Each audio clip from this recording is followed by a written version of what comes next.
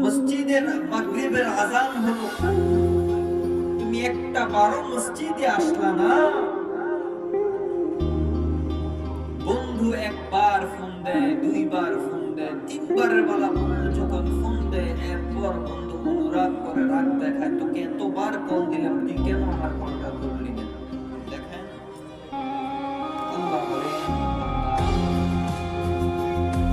পাঁচটা মাইক লাগাইয়া হাজারো মসজিদের আযান, এতগুলা মসজিদের আযান তোর কানে ঢুকতেছে।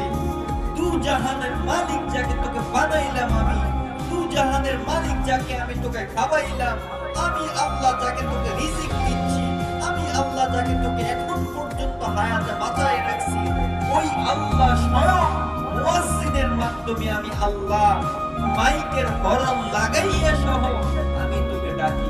আর কেমন গাদ্দার, একটা বারের জন্য মসজিদে আসিস,